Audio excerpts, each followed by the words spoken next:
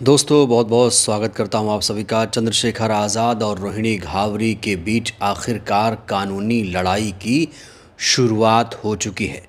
रोहिणी घावरी लगातार ये बयान दे रही थी कि वो अपनी लीगल टीम को तैयार कर रही हैं, चंद्रशेखर आज़ाद के खिलाफ हम शिकायत दर्ज कराएंगे। आखिरकार रोहिणी घावरी ने चंद्रशेखर आज़ाद के खिलाफ शिकायत दर्ज करा दी है। अब बड़ा सवाल यहाँ पर ये खड़ा होता है, क्या चंद्रशेखर आज़ाद की सांसदी चली जाएगी? क्या चंद्रशेखर आज़ाद गिरफ्तार होंगे? क्या चंद्रशेखर आज़ाद 6 सालों के लिए चुनाव नहीं लड़ पाएंगे? ये सवाल दोस्तों हर किसी के मन में आ रहा है। आज की वीडियो हमारी बड़ी ज़्यादा इम्पॉर्टेंट होने वाली है, तो आप लोग ये वीडियो ध्यान से देखिएगा, पूरा देखिएगा, इत्मीनान से देखिएगा। कई बार ऐसा होता है कि आप लोग शुरू में देखते हैं, उसके बाद कमेंट करके चले जाते हैं, तो बिना पूरा वीडियो देखिए, आप लोग कोई भी कमेंट मत करें। तो रोहिणी घावरी ने जो शिकायत दर्ज कराई है उसमें क्या कुछ कहा है, सबसे पहले मैं आपको ये बताना चाहता हूँ। ये जो शिकायत पत्र है ये आप देखिए, पहले जो रसीद आई है इस रसीद को ज़रा आप गौर से देखिए। ये जो शिकायत है 23 जून 2025 4:16 पर शिकायत दर्ज करा दी गई है। ये जो शिकायत है दोस्तों, ये राष्ट्रीय महिला आयोग में ये शिकायत दर्ज कराई है रोहिणी घावरी ने। और इसकी जो रसीद संख्या है, उन्होंने कहा है कृपया इस रसीद संख्या को ध्यानपूर्वक नोट कर लें। रसीद में ये भी लिखा हुआ है, और ये जो रसीद संख्या है 201411670896। रोहिणी घावरी ने शिकायत दर्ज करते ही एक्स पर एक पोस्ट भी किया और कहा कि आज से कानूनी लड़ाई की शुरुआत हो चुकी है, सच सामने आकर रहेगा। मैं अपने स्वाभिमान सम्मान के लिए लड़ूंगी, पीछे नहीं हटूंगी। सत्यमेव जयते, यानी सत्य की ही जीत होगी, इसका मतलब होता है। रोहिणी घावरी ने चंद्रशेखर आज़ाद के खिलाफ जो केस दर्ज कराया है वो बहुत गंभीर केस है, बहुत संगीन मामला है दोस्तों। इस मामले को हल्के में नहीं लिया जा सकता, क्योंकि ये जो केस है एक सांसद के खिलाफ दर्ज कराया गया है। यहाँ आप एक हेडलाइन देखिए, दैनिक भास्कर ने लिखा है, सांसद चंद्रशेखर के खिलाफ यौन उत्पीड़न का केस दर्ज। यौन उत्पीड़न का केस दर्ज किया गया है। स्विट्जरलैंड से छात्रा रोहिणी बोली, लड़ाई शुरू, सच आकर रहेगा। खबरों के मुताबिक रोहिणी ने दावा किया है कि चंद्रशेखर ने उनसे शादी का झांसा देकर भावनात्मक और शारीरिक शोषण किया। रोहिणी घावरी ने चंद्रशेखर पर धोखाधड़ी, मानसिक प्रताड़ना और आत्महत्या की धमकी देने जैसे गंभीर आरोप लगाए, जिससे ये मामला अब सियासी गलियारों में छा चुका है।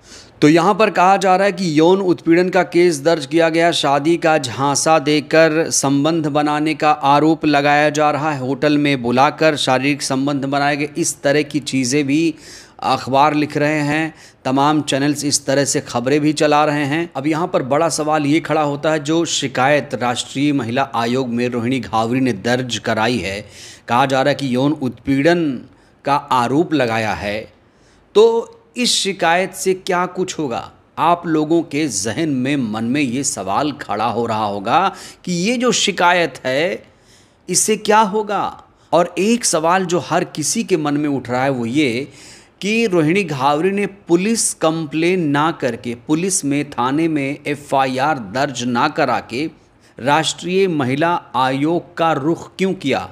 तो देखिए, कहा जा रहा है ये जो शिकायत है, ये शिकायत ऑनलाइन कोई भी कर सकता है। शिकायत करते ही आपको तुरंत नंबर मिल जाता है, और महिला जो आयोग है वो सज़ा नहीं दे सकती। ये अधिकार केवल कोर्ट के पास है। हाँ, सुनवाई में खुद या प्रतिनिधि वकील के उपस्थिति नहीं होने पर कोर्ट की शक्तियों का इस्तेमाल करके समन जारी किया जा सकता है। तो कुल मिला के कहा जा रहा है कि महिला आयोग जो है इसमें इस शिकायत पर संज्ञान लेगी, उसके बाद चंद्रशेखर आज़ाद को पूछताछ के लिए बुला सकती है या फिर उनके वकील को बुलाया जा सकता है। और कहा जा रहा है कि जो राष्ट्रीय महिला आयोग का अंतिम परिणाम होगा वो केस दर्ज करना है। यहाँ बड़ा सवाल यही खड़ा हो रहा है, रोहिणी घावरी सीधे केस दर्ज ना करा के राष्ट्रीय महिला आयोग क्यों गई? यहाँ पर एक और अहम सवाल, अगर राष्ट्रीय महिला आयोग ये आदेश देता है कि केस दर्ज किया जाए, FIR दर्ज किया जाए, क्योंकि रोहिणी घावरी यहाँ पर सीधे कोर्ट या फिर थाने नहीं गई हैं। उन्होंने पहले राष्ट्रीय महिला आयोग का दरवाज़ा खटखटाया है और अगर राष्ट्रीय महिला आयोग ने केस दर्ज करने का आदेश दिया तो फिर कहा जा रहा है चंद्रशेखर आज़ाद की मुश्किलें बढ़ सकती हैं। दोस्तों एक ऐसा ही केस सामने आया था, वो केस हूबहू ऐसा ही था। वो भी सांसद थे, उनके खिलाफ एक युवती ने यौन उत्पीड़न का आरोप लगाया था। आपको याद होगा पिछले दिनों सीतापुर से कांग्रेस सांसद राकेश राठौर को पुलिस ने प्रेस कॉन्फ्रेंस करते वक्त ही गिरफ्तार कर लिया था। राकेश राठौर पर भी रेप का आरोप था। इससे बचने के लिए राकेश राठौर ने अग्रिम जमानत के लिए इलाहाबाद हाई कोर्ट का दरवाज़ा खटखटाया, लेकिन कोर्ट ने इनकी एक ना सुनी और तुरंत गिरफ्तारी का वारंट जारी कर दिया। कहा जा रहा है कि एफआईआर दर्ज होने के बाद जो राकेश राठौर हैं वो अंडरग्राउंड हो गए थे। फिर कोर्ट ने तुरंत आदेश देते हुए कहा कि राकेश राठौर पुलिस को सरेंडर करें। आपको बता दें कि राकेश राठौर पर एक महिला ने शादी का झांसा देकर यौन उत्पीड़न और नेता बनाने का आरोप लगाया था। हालांकि इस महिला ने राकेश राठौर के खिलाफ थाने में शिकायत एफआईआर दर्ज कराई थी। उसके बाद सांसद राकेश राठौर की मुश्किलें बढ़ी थीं। लेकिन यहाँ पर अभी जो रोहिणी घावरी हैं उन्होंने सीधे कोर्ट या फिर थाने का दरवाज़ा नहीं खटखटाया है। देखिए कोर्ट जाने का अभी तो सवाल नहीं हो रहा है, क्योंकि कोर्ट कोई पीड़ित तब जाता है जब पुलिस ही केस दर्ज ना करे। यहाँ रोहिणी घावरी ने अभी पहला कदम बढ़ाया है, पहला स्टेप लिया है उन्होंने। और जो राष्ट्रीय महिला आयोग है वो कहा जा रहा है कि अगर उसे ये मामला सीरियस लगा, गंभीर लगा, तो फिर वो एफआईआर दर्ज करवाने के लिए आदेश निर्देश कर सकती है। अब देखना होगा राष्ट्रीय महिला आयोग इस केस को कितनी गंभीरता से लेती है। क्या चंद्रशेखर आज़ाद के खिलाफ कोई एफआईआर दर्ज किया जाएगा आगे? क्या रोहिणी घावरी वाकई अब चंद्रशेखर आज़ाद को माफ़ करने के मूड में नहीं है? क्योंकि उनके बयान से, उनके पोस्ट से यही लग रहा है, जिस तरीके से उन्होंने रवैया इस समय अपनाया है, साफ तौर से कह दिया कि अब सच जो है वो सामने लाया जाएगा। स्वाभिमान सम्मान की लड़ाई की बात कही जा रही है और अब कहा जा रहा है कि जो कानूनी लड़ाई है वो शुरू हो चुकी है। वहीं जो चंद्रशेखर आज़ाद के समर्थक हैं, बहुत सारे समर्थक, वो रोहिणी घावरी को बीजेपी का एजेंट कह रहे हैं। बहुत सारे यूज़र सोशल मीडिया पर अपनी अपनी प्रतिक्रियाएं दे रहे हैं। एक प्रतिक्रिया मैं आपको दिखाना चाहता हूं। एक यूज़र हैं, लिखते हैं, मेरे ख्याल से चंद्रशेखर आज़ाद की बढ़ती लोकप्रियता को तोड़ने का खेल है। पहले के चुनाव में 4-5 महीने से खेल शुरू हुआ था, अब 1 साल पहले शुरू कर दिया गया। 2027 के बाद सब शांत हो जाएगा। भीम आर्मी चीफ की चुप्पी भी सवाल पैदा करती है। बड़ा सवाल ये कि इससे दलित समाज क्या गुमराह होगा।